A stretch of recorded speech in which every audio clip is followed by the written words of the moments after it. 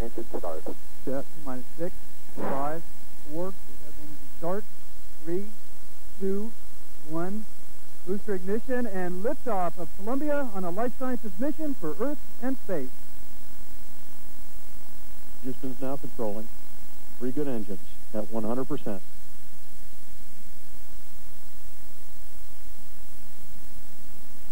Altitude 115,000 feet, downrange distance 18 nautical miles. Altitude now 222,000 feet, downrange 48 nautical miles.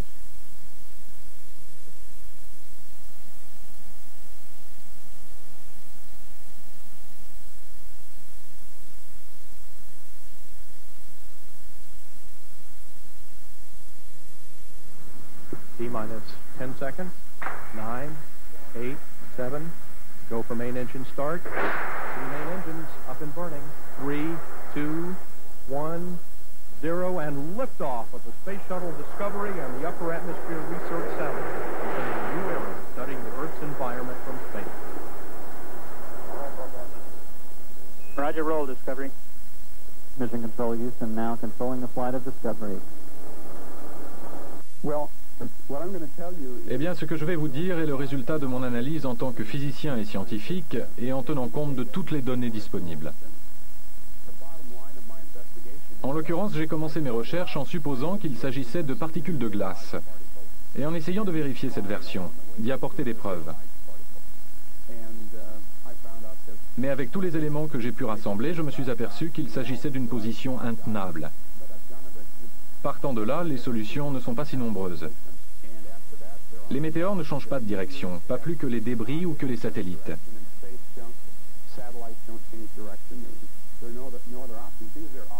Les objets sont clairement au-dessus de la zone d'ionisation. Ils bougent dans l'espace. Pour moi, il s'agit d'engins spatiaux. Il n'y a pas d'autre explication.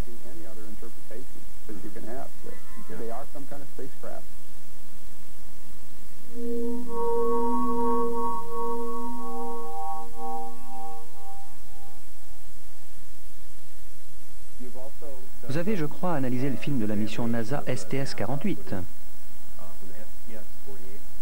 Oui, tout à fait. Pourquoi s'appelait-elle comme ça? Parce qu'il s'agissait de la 48e mission? Je ne suis pas vraiment tout à fait sûr. C'est peut-être la 48e mission, mais elles ne se suivent pas forcément dans l'ordre. Alors je trouve cela un peu déroutant, mais je suis sûr qu'il y a une bonne raison à ça. Sur ces images, on dirait des particules de glace qui ressemblent à des engins. Quote, unquote. Yeah, that's right. Yeah, the anomalous objects, I guess we'll call. Est-ce qu'il s'agit d'engins contrôlés par une intelligence? Eh bien, ce que je vais vous dire est le résultat de mon analyse en tant que physicien et scientifique et en tenant compte de toutes les données disponibles. En l'occurrence, j'ai commencé mes recherches en supposant qu'il s'agissait de particules de glace et en essayant de vérifier cette version, d'y apporter des preuves. Mais avec tous les éléments que j'ai pu rassembler, je me suis aperçu qu'il s'agissait d'une position intenable. J'ai 4 preuves différentes qui sont pour moi concluantes, qui montrent que ces objets ne sont pas des particules de glace. Et donc je trouve assez dur de défendre cette position quand on va au fond du problème et qu'on analyse les choses scientifiquement et avec des calculs. Bien sûr qu'on peut parler d'un point de vue général et qualitatif de leur aspect, et peut-être que ce sont des particules de glace. Et on a vu dans le passé des particules de glace et toutes sortes de choses. Mais quand on se met vraiment à aligner des chiffres, moi, je ne peux en aucun cas l'affirmer. Si j'étais un scientifique de la NASA et qu'on me confie cette tâche de prouver que ces objets sont des particules de glace, je serais obligé d'aller trouver mes supérieurs et je dirais « c'est absolument impossible, j'ai échoué, je ne peux pas le faire ». Et les éléments dont je dispose laissent fortement penser que cela ne peut pas être des particules de glace. Et s'il ne s'agit pas de particules de glace, alors quelles sont vos conclusions? Ça ne laisse pas énormément de possibilités. Quelqu'un a dit que ce sont de minuscules poussières. Je crois que Bob Lazar aurait dit, c'est aussi un physicien, il aurait suggéré que ce pourrait être de toutes petites poussières autour de l'objectif. Cette thèse n'est pas acceptable parce que la mise au point était faite sur l'infini. Donc toute poussière serait totalement invisible. Et ça c'est forcément vrai parce qu'à la fin de la séquence, la caméra pivote vers le bas, sur le côté de la soute. Et on voit que c'est complètement flou. Puis la caméra fait le point et tourne vers l'avant. Donc le point était sur l'infini, et l'idée de particules près de la caméra, ça ne marche pas. Cette thèse n'est pas recevable, et tout ça ne laisse pas énormément de possibilités. Les météores ne changent pas de direction, pas plus que les débris ou que les satellites. Ce sont en fait des espèces de vaisseaux spatiaux.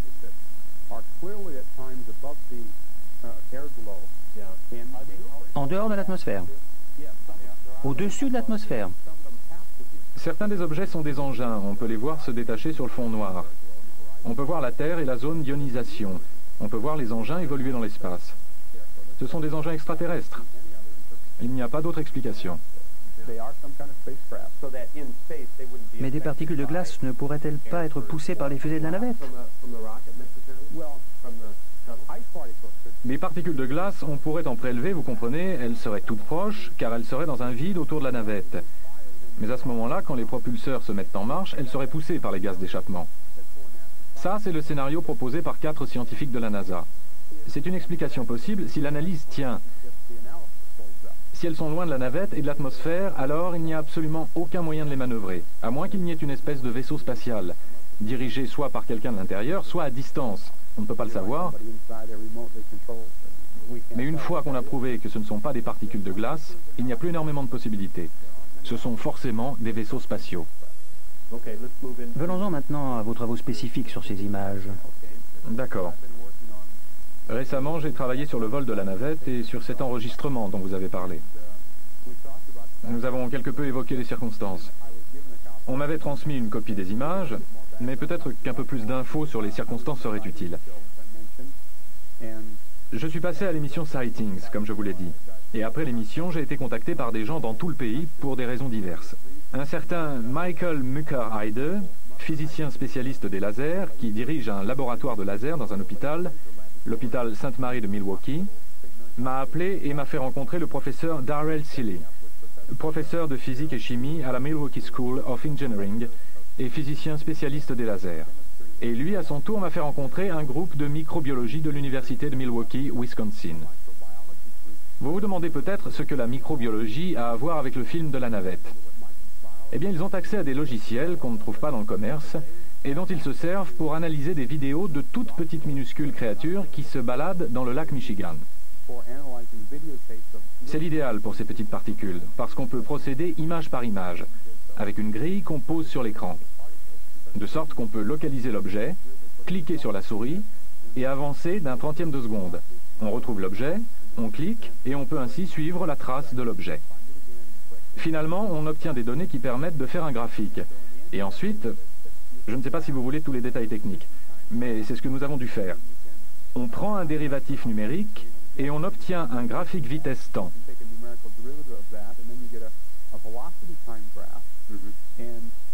Et puis j'ai eu la possibilité de faire quelque chose que je crois vraiment unique et qui m'aide beaucoup pour obtenir des données supplémentaires. On a un écran de télévision en 2 dimensions. Donc tout ce qu'on voit réellement en apparence est à gauche ou à droite, ou en haut ou en bas, mais j'ai pu extraire tous les mouvements libres, gauche-droite, au bas, en profondeur en faisant un transfert à partir de l'angle de vue qu'on a en partant du centre vers la droite ou la gauche. Et j'ai donc pu calculer la vitesse en 3 dimensions de ces objets. Je peux donc réellement tracer leur parcours avant et après. Et cela m'a permis d'arriver à la preuve dont je dispose maintenant. C'est capital pour mon analyse. J'ai maintenant 4 preuves qui me semblent assez concluantes. Pour moi, chacune est concluante en elle-même et prouve que ces objets ne sont pas des particules de glace. Voulez-vous que nous parlions de ces preuves? Nous pouvons en parler et atteindre tous les niveaux de technique que vous voudrez. Mais en même temps, je ne pense pas que ce sera très difficile pour les gens de saisir globalement ce qui se passe.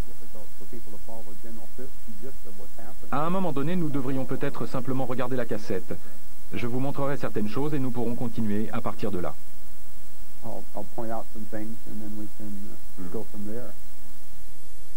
Voilà ce que nous cherchons quand nous regardons simplement la vidéo. Ici, il y a une ligne qui est en fait la zone d'ionisation. On pourrait la confondre avec l'horizon, mais elle est en fait entre 60 et 90 km au-dessus de l'horizon. L'horizon, ce sera une très légère ligne qui apparaît juste à cet endroit. Alors, il y a plusieurs objets qui nous intéressent. Il y en a 2 là en bas qui ne sont pas grand-chose. Ils descendent et j'ai fait une croix à l'endroit où le flash se produit. Celui-ci continue simplement. Celui-ci continue. Celui-là remonte d'un coup et flotte vaguement avant de disparaître, donc il n'a rien de très significatif pour ce qui nous intéresse. Nous avons un objet lent qui dérive très lentement, puis il y a le flash, et il remonte vers le haut et à gauche. Nous avons un objet rapide qui s'introduit ici dans l'ensemble, et au moment du flash, il réagit en allant vers le haut et à gauche, comme si vous voulez bien laisser votre imagination vagabonder, comme s'il voulait rencontrer celui-là qui remonte. Et ça, c'est bien sûr l'objet qui nous intéresse principalement. Il apparaît au-dessous de l'horizon, de ce côté-ci de la Terre. Donc malheureusement, nous ne pouvons pas le placer sur l'horizon.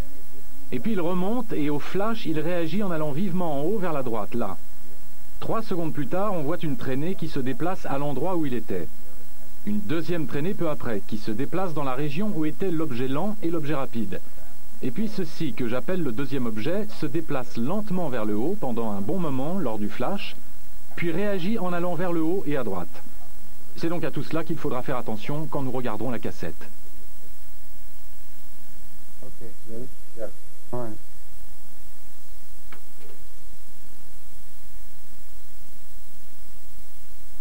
What we're going to see now Ce que nous allons regarder maintenant, c'est environ 3 minutes du film de la navette avant que tout arrive. De façon à bien sentir comment les choses vont se passer. Vous allez voir des choses, des images magnifiques, de belles lumières. C'est beau, n'est-ce pas? De la lumière et puis quelque chose va se produire ici. Je ne sais pas ce que c'est, là. and I may be able to adjust the,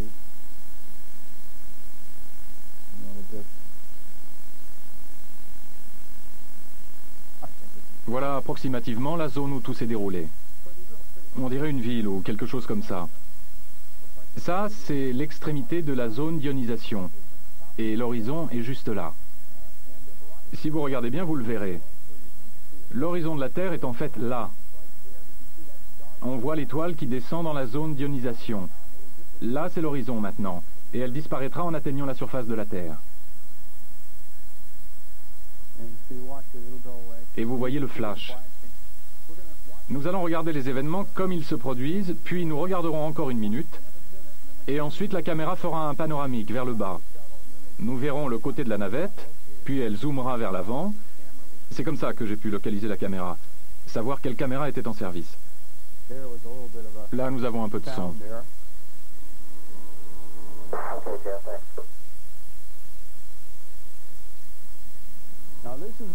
Maintenant, il va y avoir un des objets qui nous intéresse. Nous ne sommes pas encore tout à fait prêts. Nous allons simplement regarder la navette. Mais quand la caméra pivote vers le bas, il est important de le remarquer, vous verrez que la mise au point n'a pas changé. Et vous verrez quand elle pique vers le bas et qu'on voit le côté de la soute que tout est flou parce que la mise au point a été faite sur l'infini, ce qui est très important pour nous. Maintenant ça commence et les choses ne vont pas tarder à se produire.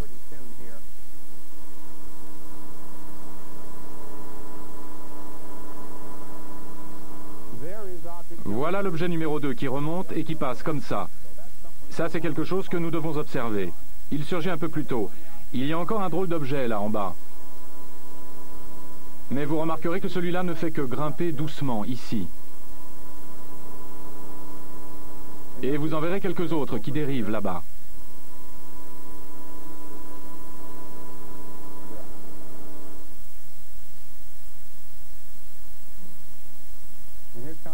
Et en voilà un. Celui-là ne nous intéresse pas beaucoup. C'est celui qui était là-bas et ensuite il s'en va. Mais voilà de nouveau l'objet numéro 2, vous voyez? Et voilà l'objet lent, celui que j'ai appelé lent. Et regardez, celui-là qui s'en va. Voilà un des deux qui descendait comme ça. Nous n'allons pas tarder à voir apparaître l'objet principal. Le voilà, il est juste là. Il va aller là-bas, il y aura un flash, et il va repartir vers la droite. Il arrive. Ils viennent là, vous allez avoir un flash. Surveillez bien le flash. Il y a le flash, et le voilà qui part. Et voilà la traînée. Et voilà la deuxième traînée, un peu difficile à saisir. On ne l'a pas très bien vue. Voilà l'objet numéro 2. Ce n'est pas très facile de les observer tous en même temps. L'objet rapide, celui-là, je ne l'ai même pas regardé. Mais il est entré, il a traversé. Voilà le lent. Lui aussi, il monte comme ça.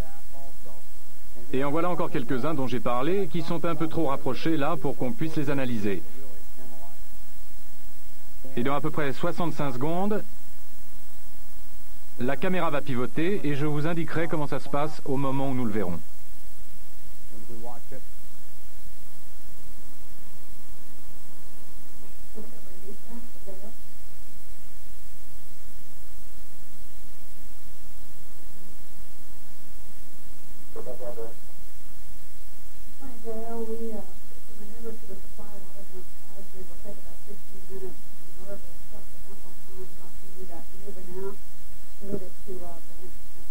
La caméra est partie. Ces trois objets, regardez-les bien. Ils ne s'éloignent pas du tout les uns des autres. Ils vont rester plus ou moins au même niveau. Ce qui nous indique que l'angle de vue de la caméra ne change pas. Et ils remontent tout en haut là, en restant toujours à la même distance les uns des autres. Les drôles de bestioles. On va en apercevoir encore un là, et puis on verra la soute. Notez bien qu'elle est floue. C'est important, parce que ça veut dire que ça ne pouvait pas être des poussières. Pour l'instant, c'est flou, et après, ils vont faire la mise au point. Voilà, ça devient net. Donc, des petites poussières devant la caméra, ça ne marche pas. Maintenant, on va avoir un panoramique, et vous remarquerez que l'angle de vue ne change pas du tout. Il va y avoir le panoramique, et vous verrez l'avant de la navette. C'est comme ça que j'ai pu déterminer l'emplacement de la caméra. Et j'ai pu également calculer l'angle. Le nez de la navette est devant. Ça, c'est l'avant de la soute. Vous le verrez un peu mieux dans quelques secondes. Et vous allez avoir une belle image dans une seconde. Le voilà.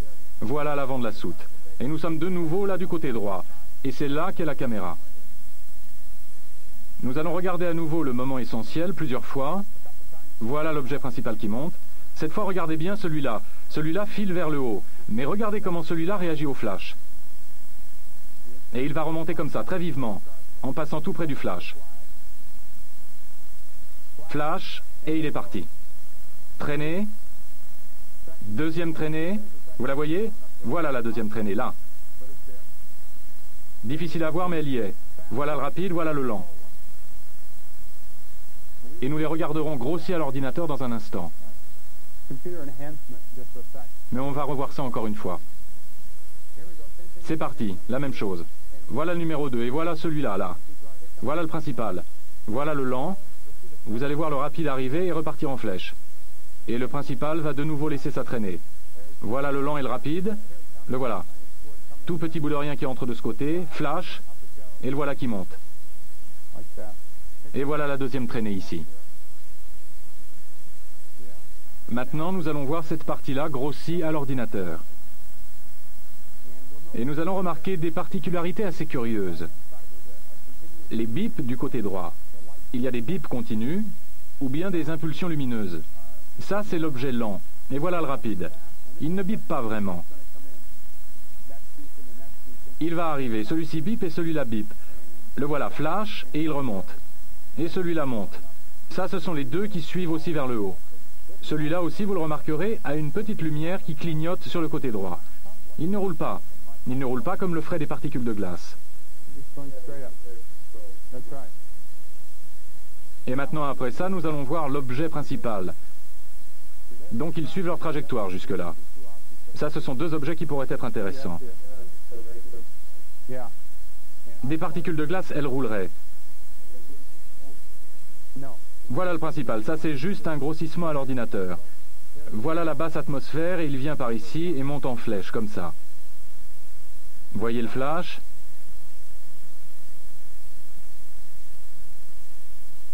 Il part et il sort.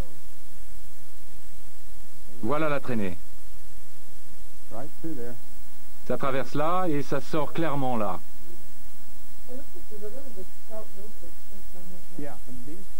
Et ils sont tous venus de cette direction. Celui-là aussi remonte. Vous voyez, les voilà. Ça, c'est le rapide, voilà. Et c'est à peu près tout. Je crois qu'il est important de noter qu'il y a 4 scientifiques de la NASA à qui on a demandé de regarder cette cassette et de donner leur avis. Et il faut se rendre compte, c'est important, qu'ils ont sûrement fait leur travail et qu'ils l'ont bien fait. On les a sans doute tirés de leur routine habituelle et on leur a simplement demandé de visionner un film. On ne leur a pas demandé d'en faire une analyse scientifique, écran par écran, ni rien qui ressemble au travail que j'ai fait. Simplement de regarder, de trouver une explication plausible. C'est ce qu'ils ont fait et ils l'ont très bien fait. Et de leur point de vue, au niveau où ils l'ont analysé, je vois très bien pourquoi ils ont pensé ce qu'ils ont pensé. Et si on pouvait pousser un peu plus loin l'analyse, je crois que vous voyez bien que ça ne tient pas vraiment le choc. Je ne pense pas qu'il faille considérer ça comme un conflit, nous contre la NASA. Pas du tout. On peut espérer que les scientifiques de la NASA s'intéressent au problème et que nous sommes tous des habitants de la planète Terre qui cherchons à comprendre ce qui se passe. Et tout scientifique digne de ce nom devrait avoir envie d'étudier ça un peu plus profondément. Et c'est ce que j'ai essayé de faire. Oui, regardons un peu la navette. Où les caméras sont-elles fixées? Voici la navette et voici la soute. Et les portes là s'ouvrent bien sûr. Et il y a plusieurs emplacements possibles pour la caméra. Une possibilité, c'est le centre de la navette, ici. Une autre serait sur le bras qui se déplie. Et ça pouvait être aussi à l'avant. Mais il y en a aussi une à l'arrière, et c'est celle-là dont il s'agit. Elle était environ là, sur ce côté de l'arrière, et elle était dirigée plus ou moins dans cette direction. Dirigée vers le haut, comme ça. Donc si ça, c'est le point mort, et que l'objet qu'on voit dans le film est là, alors si ce sont des particules de glace, ça veut dire qu'elles volent plus ou moins quelque part par là. Si ce sont des particules de glace. Et celle qu'on voit sur la droite serait un peu plus par là. Mais globalement, la zone concernée se trouve en haut de ce côté de la navette, en allant par là. S'il s'agit de particules de glace, j'ai calculé qu'elles devraient être environ à 30 mètres au-dessus des fusées de correction d'attitude.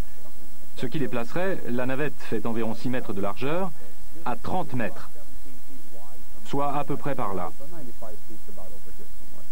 Donc si ce sont des particules de glace, l'objet principal serait quelque part par là. Il faut bien garder cela présent à l'esprit quand nous chercherons laquelle des fusées de correction d'attitude a pu servir, parce que ça part comme ça. Donc celles-ci sont évidemment hors jeu, parce que ça ne peut en aucun cas avoir été celles qui sont à l'avant. Donc les autres possibilités, c'est qu'il y ait d'autres fusées de correction d'attitude, par là, de ce côté-là, et la même chose de l'autre côté. Je pense qu'on peut raisonnablement supposer qu'elles seraient placées ici, parce que les objets sont là, et que celui-là remonte dans cette direction. Donc c'est ce groupe-là qui doit être responsable.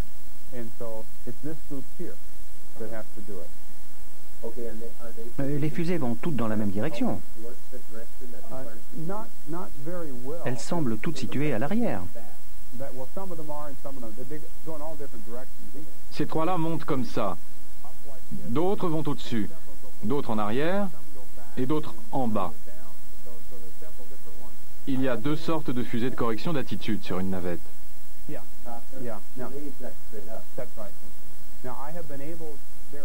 Il y a deux sortes de fusées de correction d'attitude sur une navette. Les fusées normales et les fusées Vernier, qui sont beaucoup moins puissantes. Les fusées normales ont une poussée d'environ 870 livres, et les Vernier ont une poussée d'environ 24 livres. Quand une fusée normale s'active, n'importe laquelle de ces fusées normales, la navette elle-même réagit en tournant d'un côté ou de l'autre. C'est à ça qu'elles servent.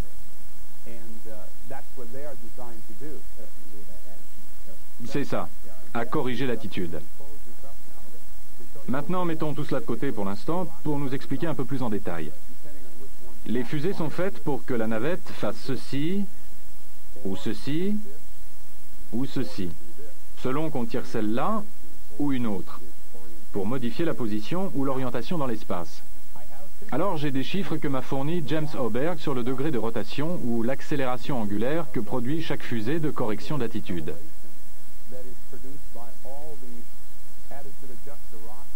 Et il se trouve, simplement pour vous donner un peu plus d'informations, qu'il y a 38 fusées de forte puissance et 6 fusées Vernier.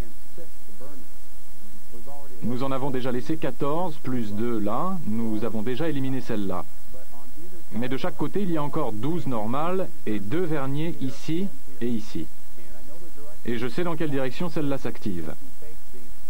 Mais si on considère l'accélération produite par les fusées de correction d'attitude normale, et vu que le film continue 65 secondes après que l'objet est remonté en flèche, on peut calculer de combien de degrés l'image aurait dû tourner.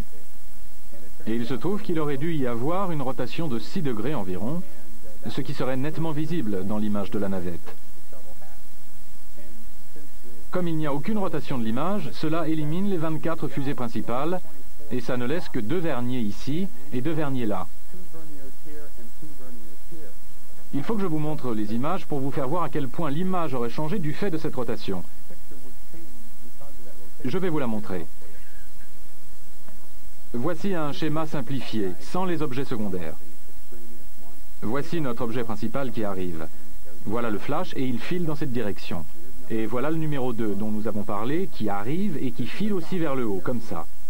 Ça, c'est l'extrémité de la zone d'ionisation. L'horizon est là, mais ce qu'on voit, et qui ressemble à l'horizon sur les images, est en fait le haut de la zone d'ionisation. Je vais vous montrer un autre schéma. Ça, c'est ce qu'on a en réalité, et ça, c'est ce qu'on voit pendant toute la durée. Les 65 secondes après qu'il remonte. C'est ici qu'aurait été la zone d'ionisation si l'une des fusées principales s'était activée. Il se serait déplacé de là à là. Et ce n'est clairement pas ce qui se passe. Parce que si nous revenons à la navette, disons que cette fusée de correction d'attitude part dans cette direction. Ça va provoquer une rotation de la navette dans ce sens. Et la caméra tourne aussi. Donc on peut calculer ce qui se passerait. J'ai parlé de 6 degrés. 6 degrés, ça fait ça. Et ça, évidemment, ça se remarquerait. Et ça n'est pas ce qui se passe. Ce qui nous permet d'éliminer 38 fusées. Et il ne nous reste que les 6 fusées verniers.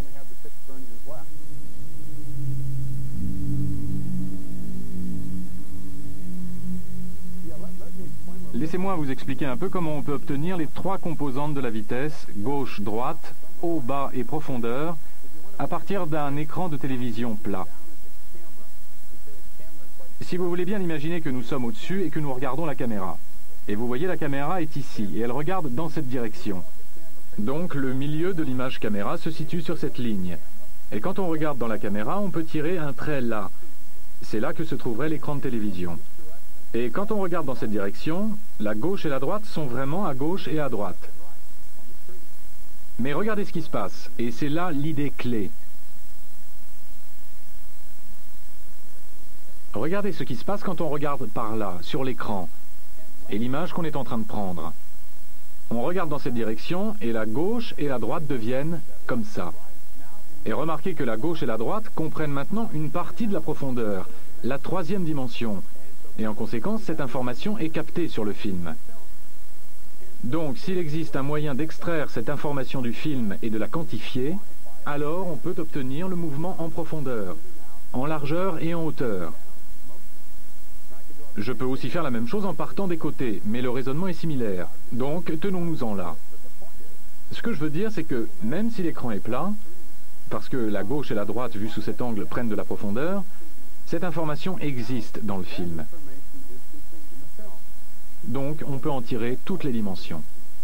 Si ce genre de choses vous intéresse, ce que je viens de vous décrire avec des mots, c'est que lorsque nous regardons avec la caméra, nous regardons en coordonnées sphériques. Et nous pouvons ensuite traduire les coordonnées sphériques en coordonnées cartésiennes. Et c'est comme ça que nous obtenons la 3e dimension. Ce sont ces formules qui interviennent là pour la gauche et la droite. Pour la caméra de télévision, l'équation est celle-ci. C'est ce que nous voyons et cela contient les 2 composantes. Là, c'est pour la hauteur, c'est la même chose. Je ne sais pas s'il faut vraiment que nous entrions dans le détail de ce que ces équations veulent dire, mais cela montre comment on peut faire la traduction et obtenir les 3. Vous voyez là, il y a le X, Vx, Vy et Vz. Donc si on résout toutes ces équations, on obtient les 3 composantes. Et c'est comme ça que ça marche. Et ça vous permet de décrire le mouvement de l'objet en 3 dimensions. Exactement. On n'est plus limité à un écran plat. On sait exactement où vont les choses dans l'espace. C'est ça qui en fait résume ce que j'ai réussi à faire.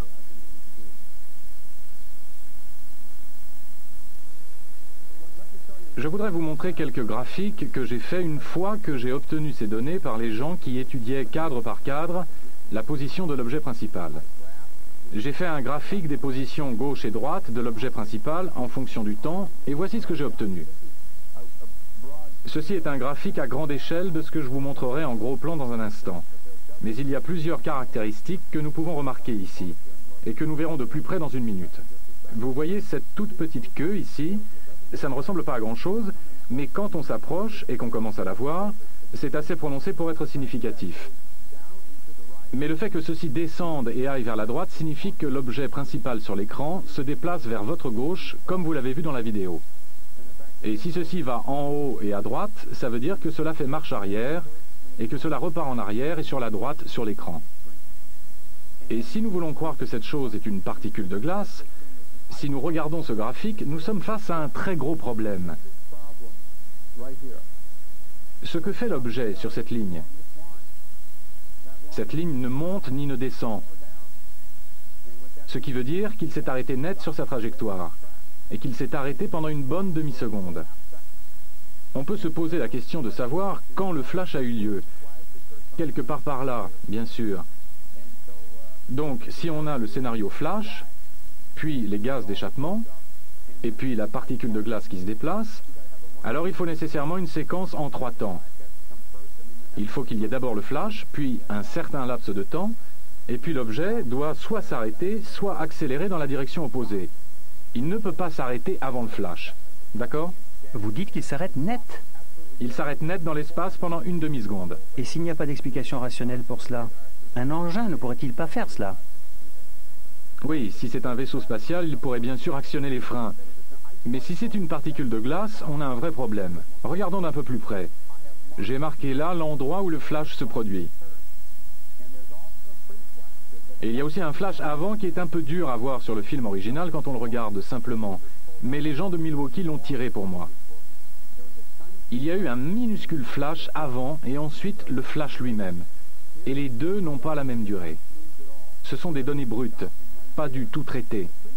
Voilà l'arrêt, juste là. Le flash d'avant a eu lieu en fait au moment où l'objet bouge vers la gauche.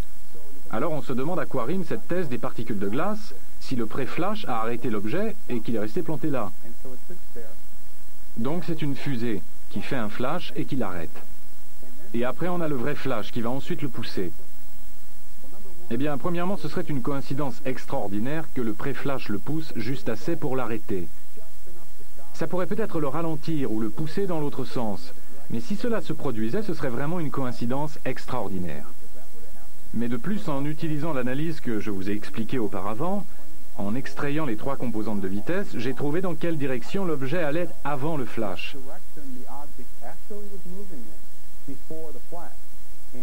Alors revenons à la maquette de la navette et je vais vous expliquer. Voilà notre navette. Maintenant, dites-moi comment ça pourrait marcher. Si c'est une particule de glace, elle est quelque part par là.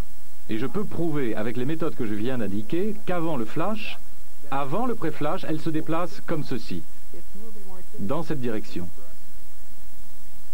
Et si elle s'arrête, c'est forcément que quelque chose la repousse dans cette direction. Manifestement, ça ne peut pas être la navette. Donc, l'explication par le pré-flash ne fonctionne pas. La raison pour laquelle cet objet s'arrête n'est pas due à l'une des fusées de correction d'attitude. Nous avons donc un énorme problème, parce que cet objet s'arrête juste au moment ou juste avant le flash principal. Et si c'est une particule de glace, elle ne peut absolument pas le faire. Et c'est là la preuve numéro 1 que ce ne peut pas être une particule de glace. Donc, si nous ignorons ça et que nous continuons, on ne peut pas vraiment faire ça, mais enfin. Alors, nous pouvons analyser le deuxième objet, et je crois que je vais laisser ce graphique et revenir à l'image originale. Et je vous donnerai la preuve numéro 2 que ça ne peut pas être une particule de glace.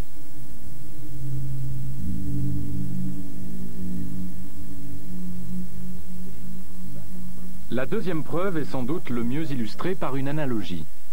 Imaginez un instant qu'il y a là une graine de pissenlit qui flotte par là et que je souffle dessus. Si je souffle dessus, elle va directement s'éloigner de ma bouche. Et si je cherche à trouver l'emplacement de ma bouche en étudiant la trajectoire du pissenlit, je dois dessiner une ligne qui passe par son point de départ et qui suit son trajet. Et si je prolonge cette ligne, ma bouche se situe quelque part dessus. Sans parler de ce qui se passe si j'ai 2 pissenlits qui flottent là-bas et que je souffle sur les 2. Alors ils s'éloignent tous les 2 de ma bouche. Et si je cherche à savoir où est ma bouche, je peux le faire en traçant les 2 droites sur lesquelles ils se déplacent. Et à l'endroit où ces droites se croisent, c'est là que se trouve ma bouche. Donc je peux découvrir où se situe ma bouche. C'est la même chose pour les fusées de correction d'attitude. Quand elles entrent en action, si ces choses étaient vraiment des particules de glace plantées là, alors elles devraient s'éloigner de la fusée de correction d'attitude. Donc si nous traçons leur trajectoire et que nous les prolongeons vers l'arrière, les deux lignes devraient se couper à l'emplacement de la fusée de correction d'attitude. Par contre, nous devons faire une petite rectification pour le deuxième objet, parce qu'il n'est pas tout à fait immobile. Il dérive légèrement vers le haut. Mais nous pouvons nous en rendre compte en prenant la pente de la ligne après et en comparant avec la pente avant. Ce n'est pas si compliqué, mais c'est difficile à expliquer avec des mots. Nous pouvons compenser et retirer ce mouvement supplémentaire et ensuite tracer la ligne, et cela nous donnera la vitesse ajoutée par la fusée de correction d'attitude. Donc si nous traçons ces deux lignes en les prolongeant vers l'arrière, elles doivent se croiser en un point, et ce point doit être l'emplacement de la seule fusée de correction d'attitude qui a pu provoquer tous ces mouvements bizarres. Voici un schéma de ce que je viens de vous expliquer en parlant des pissenlits. Voici notre objet principal qui arrive par là, qui repart comme ça. Nous traçons une ligne le long de cette trajectoire et quelque part sur cette ligne doit se trouver la fusée de correction d'attitude. Ça, c'est le deuxième objet. Ce triangle, avec les calculs que j'ai faits, nous permet de retirer la vitesse qu'il avait avant, c'est le différentiel ici, et de savoir comment tracer la ligne qui commence par ici. Donc, si nous traçons la ligne à partir de là, dans cette direction, ça, c'est la vitesse ajoutée donnée au deuxième objet. Et cela doit nous aider à le suivre et à trouver l'emplacement de la fusée de correction d'attitude. Et il me semble assez évident que ces deux lignes ne se croiseront jamais. Elles divergent même de manière importante. Et si les objets sont poussés par la fusée de correction d'attitude, elles doivent se croiser. C'est donc la deuxième preuve. Ces lignes doivent se croiser et manifestement, elles ne se croisent pas. Il y a autre chose que j'ai évoqué tout à l'heure et que je devrais préciser un peu. C'est que les fusées verniers de la navette s'activent par impulsion de 80 millièmes de seconde. Elles peuvent fonctionner en continu, mais elles doivent fonctionner pendant au moins 1 seconde et jusqu'à 125 secondes si elles doivent fonctionner en continu. Donc les impulsions ou flashs des fusées verniers doivent durer 80 millièmes de seconde. Ceci est une courbe de lumière dont Jeff Seigno, photo-analyste du MUFON, a fait les calculs et le graphique. Vous voyez que cette impulsion croît, puis s'estompe doucement, comme ça. Jeff a corrigé la courbe pour tenir compte de la rémanence, c'est-à-dire le fait qu'un peu de blanc pourrait baver et rester dans le cadre suivant. Il a retiré la rémanence, donc ceci est assez proche de la courbe réelle. Comme vous le voyez, il faut faire les calculs, mais de cette extrémité à celle-là, cela fait 400 millièmes de seconde. Si nous prolongeons celle-là, si nous l'étirons, l'impulsion dure 400 millièmes de seconde, pas 80 millièmes de seconde. Et ce n'est pas comme ça sur la navette. Les impulsions des fusées verniers sont de 80 millièmes de seconde. 80 millièmes de seconde, ça fait à peu près ça. Donc ça devrait monter et redescendre en à peu près ce laps de temps. Et ce n'est manifestement pas le cas. Je ne sais pas si je peux élever cela au rang de preuve à part entière. J'ai parlé tout à l'heure de 4 preuves. J'aurais dû dire que j'en ai 5. Ce qu'on choisit d'appeler preuve est un peu arbitraire, et ça pourrait presque être une preuve en soi. Cette impulsion est presque 5 fois trop longue.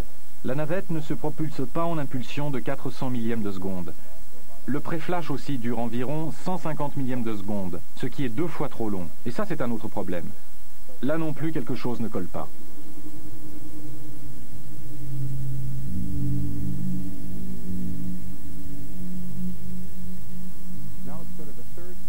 Venons-en à la troisième preuve, partant du principe que l'objet est une particule de glace.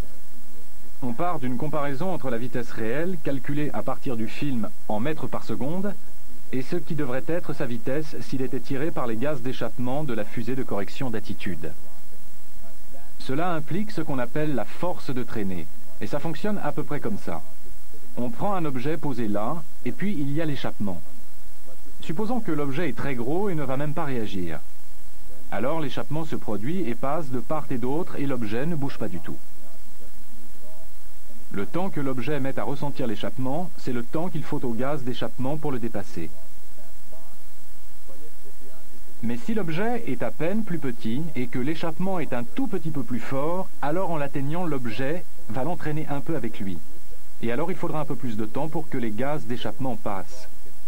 Et ceci continue avec la vitesse constante. Donc l'objet sera tiré et précipité par les gaz d'échappement, tandis que les gaz d'échappement passent. Maintenant on peut calculer en théorie. faire le rapport entre le temps pendant lequel l'objet est dans les gaz d'échappement et le temps qu'il faudrait au gaz d'échappement pour dépasser un objet qui ne bouge pas. On prend ce rapport et avec ce rapport, on peut calculer quelle doit être la vitesse de l'objet par rapport au gaz d'échappement quand ils finissent par le dépasser. Et si on regarde les chiffres, l'objet du film accélère pendant 1,7 secondes. La durée de l'échappement est de 0,4 secondes, ou 4 millièmes de seconde. On met tout ça en équation et il se trouve que l'objet devrait aller à environ 98% de la vitesse de l'échappement de la fusée Vernier. Je crois avoir mentionné tout à l'heure que cela fait environ 2700 mètres par seconde. La vitesse réelle de la Vernier à cet angle se situerait sans doute aux alentours de 2800 mètres par seconde. Ce qui place la vitesse de la particule de glace à environ 2750 mètres par seconde, parce qu'elle accélère pendant cette durée. Nous pouvons le calculer à partir des chiffres que nous avons vus sur la vidéo. Les particules de glace devraient se déplacer à environ 2750 mètres par seconde, soit approximativement 10 000 km/h. Maintenant, voyons comment nous allons calculer la vitesse réelle de la particule de glace. Nous avons la vitesse. Il y a 3 composantes, comme nous l'avons vu. Mais la vitesse n'est exprimée qu'en pixels, ou en petits points sur l'écran par seconde, pas en mètres par seconde. Alors voici comment nous situons l'objet. La caméra est là. En la mettant à peu près comme ça, l'objet est à peu près par là. Disons qu'il y a une ligne entre la caméra et l'objet. Et nous ne savons pas où est l'objet. Il pourrait se trouver n'importe où entre la caméra et l'horizon. Donc, quelque part sur cette ligne. Quelque part.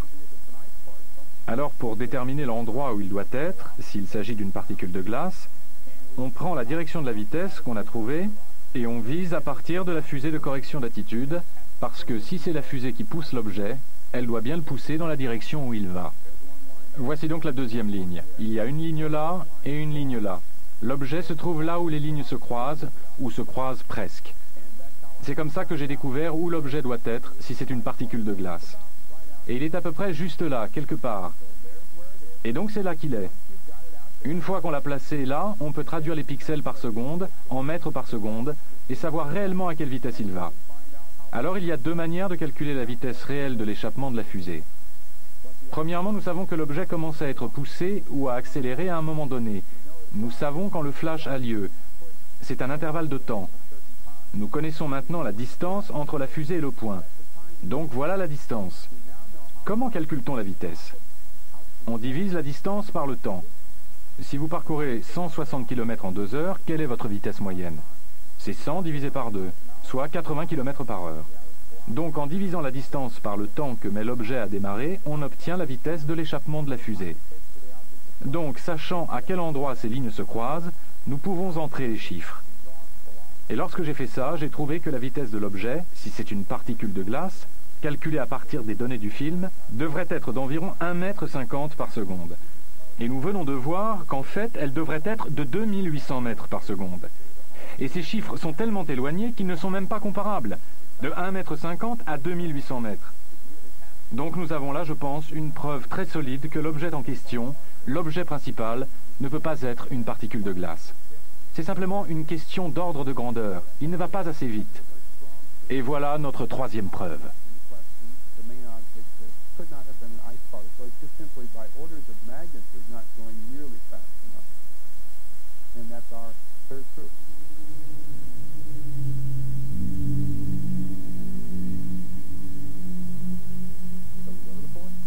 Donc passons à la 4e preuve qui est un peu plus simple et un peu plus rapide. Il s'agit du calcul de la distance parcourue par les gaz d'échappement et du temps qu'il faut à la particule de glace pour réagir. On peut presque le faire de tête. Par exemple, si vous faites 160 km et qu'il vous faut 2 heures, la vitesse moyenne est de 80 km par heure, 160 divisé par 2. Ici, c'est la même chose. L'objet est quelque part par là. La fusée Vernier s'active, et nous savons qu'il faut à peu près une demi-seconde avant que l'objet ne commence à accélérer. Si nous partons du principe que le flash provient d'une fusée Vernier qui s'active, alors les gaz d'échappement commencent à sortir au début du flash. L'objet attend encore une pleine demi-seconde avant de commencer à accélérer. Ce qui signifie qu'il a fallu une demi-seconde au gaz d'échappement pour arriver là. Et comme nous connaissons la distance à parcourir pour arriver là, la distance est d'environ 20 mètres. Je crois avoir dit tout à l'heure 30, mais en fait c'est plus près de 20. Nous avons donc 20 mètres divisé par une demi-seconde. Ça fait comme 160 km divisé par 2 heures. 20 mètres divisé par une demi-seconde, cela donne une vitesse de 40 mètres par seconde pour les gaz d'échappement. Alors ceci est faux en ce qui concerne les gaz d'échappement. Mais si nous supposons que c'est ce qui s'est passé, c'est-à-dire ce qu'on voit sur le film, alors l'objet doit nécessairement se déplacer à 98% de cette vitesse. Disons pour simplifier 40 mètres par seconde. De toute évidence, on est loin du mètre 50 par seconde que nous avons trouvé tout à l'heure. Donc voilà une quatrième preuve, plus simple que l'objet n'est pas une particule de glace. Et si nous résumions les preuves 3 et 4, j'ai encore quelque chose à vous montrer qui complète le tableau. La vitesse de la particule de glace, puisqu'elle accélère pendant 1,7 secondes, puisqu'elle accélère pendant tout ce temps, doit être d'environ 98% de la vitesse de l'échappement, donc 2800 mètres par seconde. C'est obligatoire. Si on prend la preuve numéro 4 et qu'on prend la distance divisée par le temps, elle va à 40 mètres par seconde. Si on prend les données réelles et la situation à partir de la direction de la vitesse après, et aussi la ligne jusqu'à l'horizon, elle va à 1,50 m par seconde. Ces trois chiffres devraient être identiques. Et comme ils ne le sont pas, je crois qu'on pourrait en faire 3 preuves. Je me contente de dire que nous avons 2 preuves. Encore une fois, tous ces chiffres devraient être identiques et ne le sont pas. Et donc cela ne cadre pas avec la théorie des particules de glace. Et cela résume les preuves 3 et 4.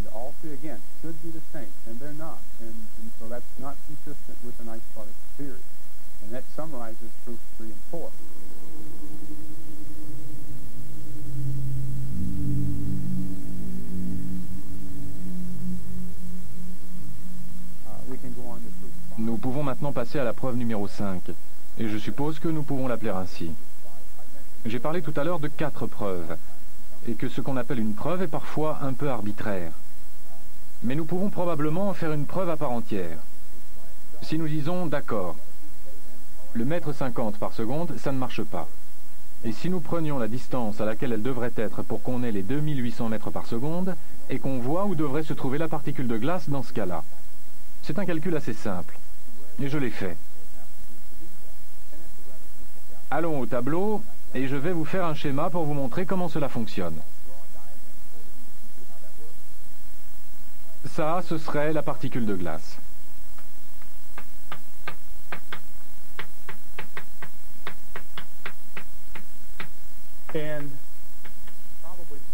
Permettez-moi de la mettre entre guillemets. La navette se trouverait alors là.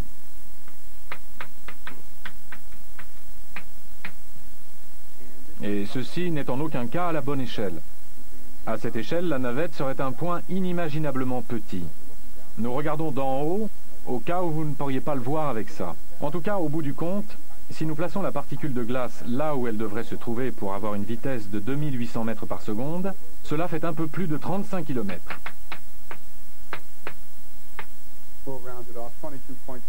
Et ce qu'il y a de pire, c'est qu'il est assez difficile d'imaginer comment on pourrait voir une particule de glace à cette distance, et encore moins comment elle a pu arriver là à partir de la navette.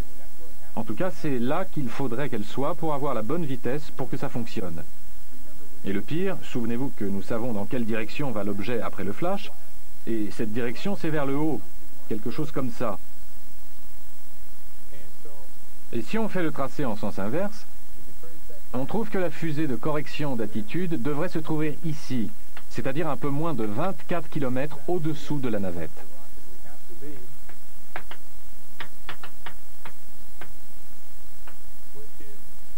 Donc, pour la pousser dans la bonne direction, si elle est là où elle doit être pour avoir la bonne vitesse, il faudrait que la fusée de correction d'attitude soit tout en bas, là.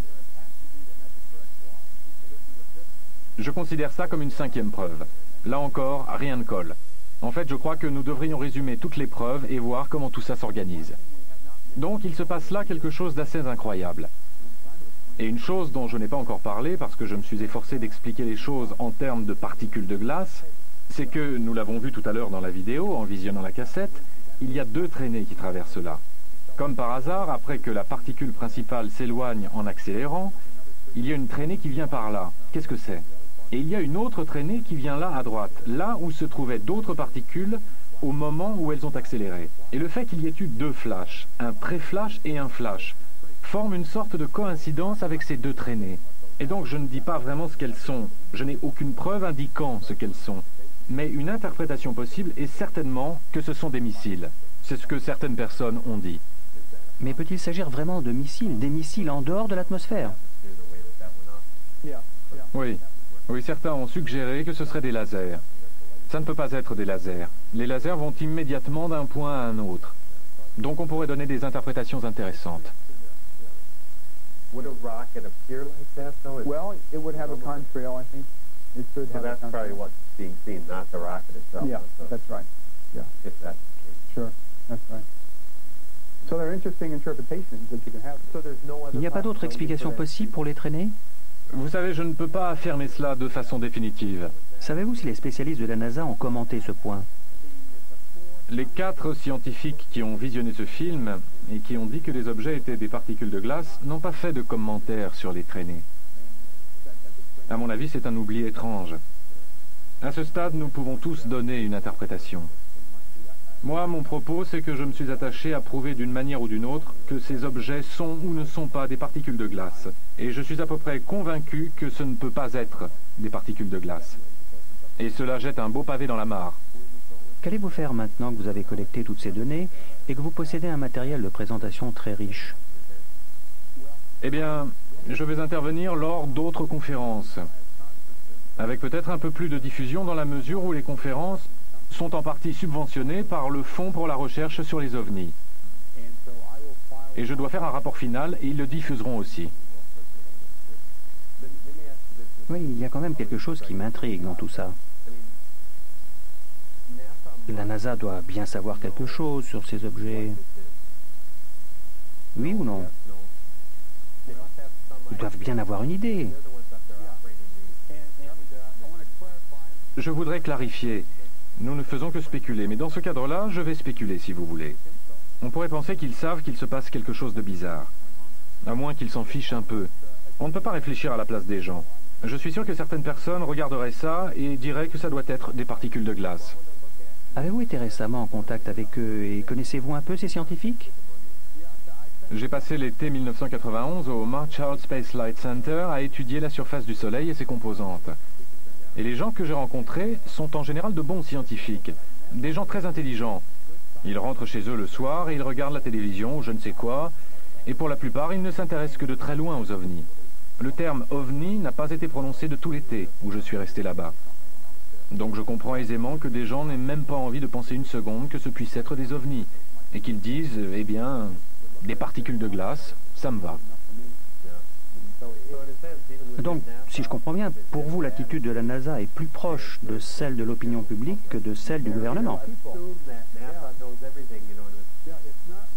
Ce n'est pas comme s'ils étaient tous là à nous cacher les choses. Loin de là. Ils sont comme nous. Ils regardent et si ça se trouve, ils se posent des questions aussi.